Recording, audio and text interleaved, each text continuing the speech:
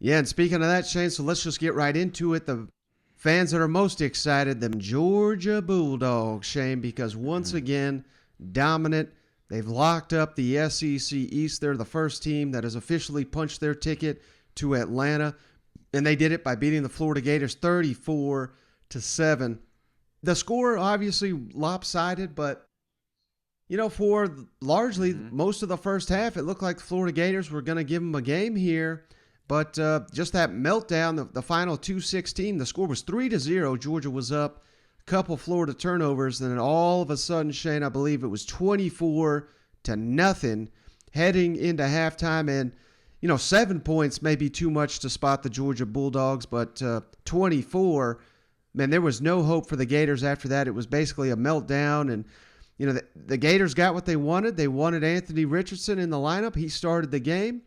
He looked about as good as you'd think a quarterback is going to look against this Georgia Bulldog defense in his first career start. Didn't get the job done, and now we're left picking up the pieces here for the Florida Gators, wondering where do we go next? I mean, we've pulled the AR-15 card, and that didn't work. And I'm not sitting here saying you're going to fire Dan Mullen or anything, but I mean, he's in a real tough spot, I think, sitting here at 4-4. They got 4 games left on the schedule, but the last 4 for the Florida Gators, Shane, at South Carolina, Samford, at Missouri, and Florida State. I mean, I hate to say it, but I feel like Florida's got to win all these games just to, I don't even know if that's going to calm the fan base at all, but hell, ending the season on a 4-game winning streak's got to do something. But, I mean, that's just basically the talk after this game is just the wide gap between the Georgia Bulldogs and the Florida Gators under Kirby Smart and Dan Mullen. What do you make of all this speculation? Well, I'll tell you, a lot of fans out there, Mike, reminding me who I dubbed the quarterback whisperer. I'll tell you, man, the scoreboard was deceiving, obviously, if you didn't watch this game. It was a tight game. It was a real tight game for a long time. But, that's what happens when you're going against the greatest defense to probably ever play collegiate football. You're going to take one mistake, and they're going to capitalize. And they did it in back-to-back drives. It was too much. It was, we were waiting like there was a crack in the dam, and then all of a sudden it just came through. Some could argue, I'm just saying, some could argue that forward motion. I mean, tell me, I'm a Tennessee fan. Yep. I mean, we lost some points during Ole Miss because of this quote unquote forward motion. So part of me, is wondering about that, but. I'm not a huge fan of throwing him out there during Georgia. It's like, I get it. We've wanted to see him all year long, but why against arguably the best team in the country do you roll him out? This should have been done earlier in the season and gathered. I would think, man, I don't know. I'm dissecting this many ways. Obviously, as if I'm a Georgia fan, I'm tickled pink because we went out there and we kicked ass and we showed the country how good this team is and how good they're going to be. And then on the other side, if you're a Florida Gator fan, I think you've got to be a little upset that it took this long to get this guy in here, and now you roll him out against the best team in the country. And then you just rattle his confidence, man. I mean, why couldn't we do this 2 weeks ago, Mike?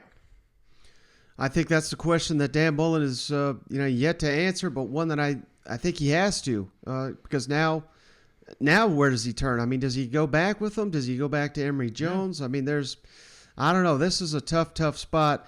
But let me ask you about the Georgia Bulldogs here, Shane, because I know their fan base, hearing from them, they do not want this question asked, but I think, before the meltdown here, right before halftime, Florida was in this game, and due in large part to Stetson Bennett, I mean, having multiple turnovers in this game. He was, he did damage with his legs, and there was he had a great touchdown right after the turnover that was part of the 24-point swing there, but so let's give him credit for that. But aside from that, I don't know. I still watching him play. He just doesn't seem like the game breaker that Georgia is going to need eventually, I think, to beat an Alabama, to beat whoever the hell they face in the playoff. What are your thoughts on that? Can they win it all with Stetson Bennett? Because I think that's the real question. Well, it's hard to argue it at this point, just looking at their track record, looking at their resume. But, they've not faced an Alabama. They've not faced electrifying offense. So, I mean, they haven't played a team like Ole Miss. That's why I even made the joke about Tennessee giving a run for the money, because there's not been one game this year that the offense has needed to score. I mean, think about that, Mike. There's not been one time that this quarterback or this running back or this offensive scheme need to produce points because the defense has been that suffocating. But what happens, Mike, when you get into a game, you got to score points. This is what I hated last year, and I think it caught them earlier in the season, is what works, they continue to wear out. That running game, getting Zeus, getting Cook, getting those guys involved, they're beasts. I get that. You've got a strong offensive line. But there's going to be a game that you're going to need to put up points through the air. Is this your guy? Or is the kid that you convinced to come here to be your franchise quarterback, is he the guy? It's just, I don't know. I think we're caught up in the victories right now, and we're not thinking ahead, because just like Florida Gators, we roll out Anthony Richardson when it's go time, when it's crunch time. We can't do that with a quarterback. You can't just bench him and say he's not good enough, and then when you need him, bring him in. I think that's just a recipe for something that Georgia has done in the past, and that's blow up in the SEC championship game or blow up in the college football playoffs. You can dominate all season long, but when it comes crunch time, is your offense going to be able to produce and keep up, just in case there are some breaks in this defense? Yeah, and to your point, Shane, had Georgia, if they scored just 14 points every game this season, they'd still be undefeated, because that's how good. No one scored 14 on them. But, yeah. Let's give Stetson Bennett his credit, though. It's not like I'm not sitting here saying the offense is bad. I mean, I believe they're number one in the SEC in yards per pass attempt. The running game has certainly found its ground. They've got some star tight ends, so they've got some receivers emerging. So, again, I'm not sitting here saying Stetson Bennett is going to cost you a championship, but I really do think that if you do get a healthy JT Daniels, you got all the pieces, brother, to be scoring about 45 to absolutely 50 points per game, and you combine that with this hellacious defense, we're talking an all-time type team here, and I think you got that potential. And hell, you may not even need that to win a national championship, but that fan base has been dying for it, and I don't think you play with fire. You know what I mean? Like, yeah. This is it, Mike. This is the year. Look at this team. This is the year for Georgia Bulldogs, and you cannot play. I know this game worked out great, but you play like this against a team like Alabama, you might lose it, man, because Alabama's going to find points. I understand it's a great defense, but Nick Saban is going to find points against you, and we got to be ready. And that's what I don't like about sometimes, because Kirby's done this before, and we get to an SEC championship, and we're like, oh, shit, we got to score points? Yeah, we can't rely on this defense anymore? Yeah, 9 times out of 10, you're going to be playing a team that's less superior than you, and you could just go out there and you could just keep the script and run the ball and come away with a victory. But there's going to be a game or two every season that needs a perfect game on both sides of the field. And that's what I'm worried about. That's what you're worried about, I could tell. And I'm sure there's some Georgia fans out there that are worried about it. So, but yeah, I'm just, don't wait till you need him. You got a quarterback. And again, nothing against Bennett, but he's not your guy. He never has been, or he would have started all year. Right. Now, let me ask you one final thing on this one, Shane. I don't know if you caught it, but after the game, Dan Mullen, I don't want to say he ran off the field, but he just, went into the locker room, didn't stay out for, to sing the school song and all that with the fans. And that left receiver Jordan Pouncey. He was the only Florida Gator out there by the end of it. And with all the bad mojo there in Gainesville right now, I don't know, man. I mean, I know he's the ultimate competitor, and he's kind of a bad sport at times, but I think that's a bad look at the wrong time, don't you think? Yeah, I heard somebody was asking what kind of outfits he going to be wearing at the press conference. So I take it he wasn't getting dressed for anything. This isn't a good look, man. And I again, there was a couple things during this game that really frustrated me, Dan Mullen, because I am one of those guys that sits out here and talks about how good a coach Dan is, but when you're down 24-0 and you're kicking that shit field goal down there, I mean. What are you doing? I mean, seriously, if you make the field goal, guess what? You're still down 3 scores. Right. That was the most pathetic field goal I've ever seen in my life. That was just so that they wouldn't get shut out, Mike. And that's that. I don't want my coach thinking like that. That's not the Dan we thought. The shooter, just the fun and gun. We thought we were going to get some points scored here, and we're just trying not to get shut out. And then in the fourth quarter, I made a little joke that they're trying to establish a run. It's like, what? Why are we doing this? What are we doing? 8 yards at a time? You're down more than 3 scores? Come on. So there was some, you do that, and then you do shit like this at the end of the game where you just walk out and you just act like you're not a Florida Gator. Fans take that serious, man. People are Gator fans from the day they were born to the day they die. Right. Dan, you're just a part of that story, and if you don't take it on and become part of that story, then you don't belong. And that's what makes me believe he's not going to be here next year. I'm glad you said that, Shane, because that totally slipped my mind. But you reminded me.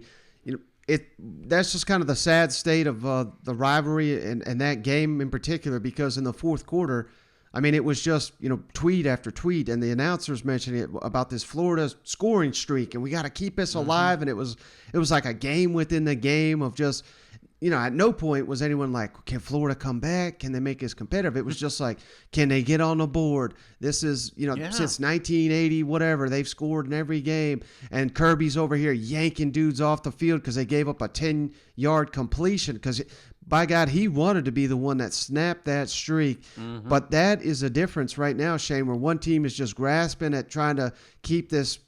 It's a cool stat to be sure, but it means nothing. Whereas for Georgia, I mean, they are on the brink of potentially winning their first national championship in 40 years. And the coach is over here screaming and yelling, literally pulled a guy off the field and said, sit your ass down. You gave up a 10-yard completion when we're trying to shut this team out. I think that just goes to show the level of focus within that Georgia program. Whereas Florida, we're trying to put a field goal on the board. I know you're 1 year removed from beating these guys, and you're coming out here just trying to put points on the board. No, you should be out there trying to win this damn thing. And that's just, I felt like after the second half, it was just, this conservative play calling. I think that's what got him in Kentucky. That's what got him here. It's just, this isn't the Dan I thought. Now let me ask you, Mike, we've seen both quarterbacks now here at the Florida Gators. I mean, what do we do moving forward? Do we give up? Do we keep rotating this thing? I mean, do we change something? I mean, if you want to give fans hope of the future, you do that with a young quarterback, I think, right? Yeah, and absolutely. come out and just be aggressive and put some damn points on the board. Anthony Richardson has flashed the potential that he could be the SEC's best quarterback in a year or two, and that is how you give him hope. Hell, like I said, you got 4 games here. They're all winnable. You finish 8-4, hopefully win the bowl game 9-4. You bring, because otherwise, I think if you don't play Richardson, he may leave. You know what I mean? So, and potentially you got 3 more years of him. So, yeah, I think you turn it over to AR-15, let it be his show, and just see what you got in him. Because at this point, that's about the one thing you got to hang your hat on if you're Dan Mullen. I know we ask you about the quarterbacks, all the time, but just kind of talk about what kind of, went into your decision this week, working JT, working Stetson. What was ultimately the reason for the call to go with Stat? Ultimately, the reason was continuity. Stetson's done a good job. Probably the next biggest thing was that JT had not really been in practice as much as Stetson going back to last week. So we went with a guy that's been practicing the most and been out there the most. JT felt good last week, and then he took, quite a few reps this week. But at the end of the day, we went with a guy that we think had the most continuity, and we thought we were playing well offensively. Stetson himself said he didn't feel like he played very well, and I don't know if was there any consideration of bringing JT in, or could he if you needed him? Yeah, we felt like he could play if he needed to. JT practiced well. He didn't feel like he had much pain during the week. He felt really good during the week. But again, we went with the decision of continuity, and JT has not really been able to practice, guys. I mean, he took a few reps last week, and then he took more reps this week. And when you go 3 weeks without taking reps, I think it's really hard to do. And I know you want to keep asking questions. I get it, guys. But at the end of the day, we went with continuity. We think we have two really good quarterbacks. And I'm very pleased with both guys. I'm really pleased with the way JT handled things today. He was over there helping Stetson the entire time, making calls and communicating with the receivers. Herbie, can you discuss the post-game celebration, like the emotion of you, the players, the fans, and why is this game so important to Georgia? Well, you put so much into the game, It's like if you can't enjoy these moments, well, why do we do it?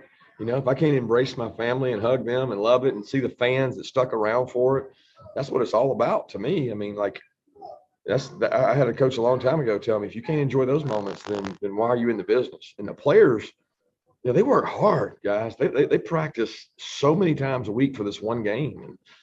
And I want them to enjoy it. I want them to see the emotion of it. It doesn't matter to me that it's Florida. It matters to me that it's our team and they won. And you take that for granted sometimes. I think, people look at it and say, oh, well, Georgia's going to win this. Georgia's going to win that. Nothing is taken for granted. I mean, you can't. You got to go out and practice. And when you do well and you perform well, you should celebrate with the players so they can see that side of you. And I'm certainly proud of our guys for handling the celebration. I thought we played with great discipline today. Kirby, you downplayed maybe last year's results earlier this week. Nolan made it pretty clear what happened last year was personal. Did you get a real sense that those guys took a lot of pride in how that defense performed last year and weren't going to let it happen again? There's a lot of pride on the defense regardless. Like, yeah, we didn't perform well last year. We didn't. That wasn't all the players' fault. That was my fault. That was a lot of our coaches' fault. So, but it really wasn't about that this year for our guys. I didn't feel like. I can't tell you what Nolan said. That's Nolan's personal opinion. For me, it wasn't about that. It was a different team, different style of team. We're a different team. I just don't look at last year. I look at it as, what do we got to do this year to win? And let's go execute that and do it. Recruiting is something you obviously value, and you seem to do pretty well at it with all the talent you have. Where does that sort of mindset to always sort of be recruiting come from, and why do you think you have so much success with it?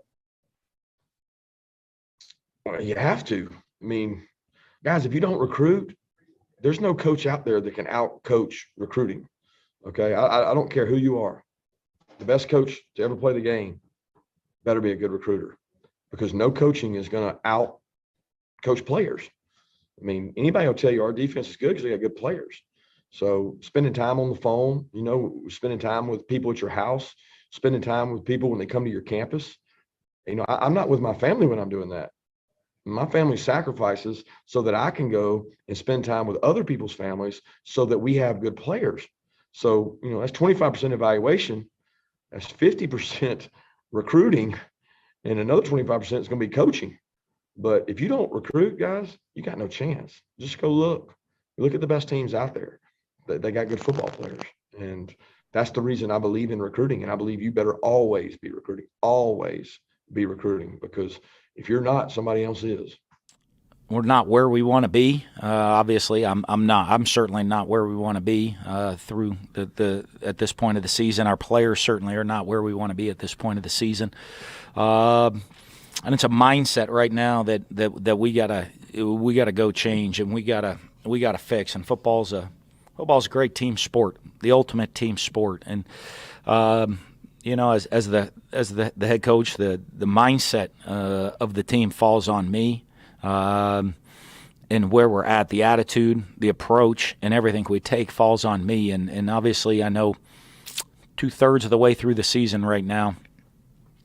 I'm certainly not pleased with where we are. I know our players are certainly not pleased with where we are. I know the Gator Nation, is not pleased with where we are with the standards and the expectations within this program.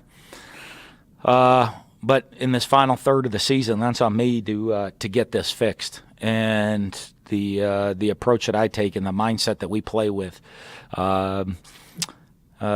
that's on me to get it fixed. And, and I certainly plan on doing that, of changing this, where we're at right now, with us, and creating, some positive energy, for us, and some confidence for us, and the expectations to feed off of each other. Then I'm going to work, and I'm going to make sure I get that right. Like the trajectory of the program isn't going the right way, what would you say to them right now? Well, you know what? Here's the deal. As you start slipping, right, the rope's slipping right now. You go in a little rope pull. And that's one thing. And I look at it throughout, you look at it through multiple things. And it really pertains to everything. Pertains to individual games. At times, I think we play really well. The rope slips, and we kind of let a lot of it go. And against good teams, you can't do that. You got to immediately, offense, defense, the entire team, everybody's got to grasp on it. There's going to be ebbs and flows in the course of each game. And as the rope slips through your hands, you can just let it either drop it. That ain't the answer. That's not going to fix anything. Okay? You're going to feel that burn, and you cannot squeeze that tight because of the burn, and that's not going to fix anything. Or you just grab tight. You hold on, you dig your heels in, and you start pulling in the other direction. And so any negativity, I'm sure, Nick, you can be positive, you can be negative, fans can be positive, they can be negative on how you want with things. But a negative attitude or dropping the rope certainly doesn't fix anything. Grasping the rope does, and holding on tight does, and squeezing as it's burning does. And I will say something about me. I don't drop the rope. I'm not going to let you even rip it out of my hands. You could drag me around by my face if you want, but I am going to let it squeeze it and let it go. I'm not going to let any inch of that rope go, and I know our players won't either. God, what a defense, though. I mean, I think this Georgia defense is something else, man. This SEC championship is going to be the best one ever, man. This is a clash of the Titans. I'm not predicting the future. Anything can happen from time A to time B, but the current trajectory of these two teams, it's going to make out to be it's the national championship, Mike, in my opinion, not Cincinnati. I'll tell you that, man. Oh God, they had another barn burner. Did you see that? Oh yeah. We'll get to that in just a second here, Shane. Okay. But was it Valparaiso State or something? Speaking of the SEC championship, we essentially had one team eliminated from the race, and that's the Ole Miss Rebels, because they've lost their second conference game here. They're not officially eliminated, but they need Alabama to lose, I think, every game left on their schedule. So Auburn beats Ole Miss 31-20, and Auburn very much alive for that SEC West. They have just the one loss in conference play as well. So if they got a huge matchup here, Texas A&M. They got a huge matchup against Alabama, but they control their destiny. And I wrap that all into the Cincinnati talk, Shay, because Texas A&M and Auburn probably both going to be in the top 10 when the college football playoff rankings are revealed Tuesday evening. You would think, my God, this is the only ranked matchup on the slate. Let's go College game day. And instead, we're going Cincinnati versus 3-5 Tulsa. Oh, my God. What are we doing here, Shane?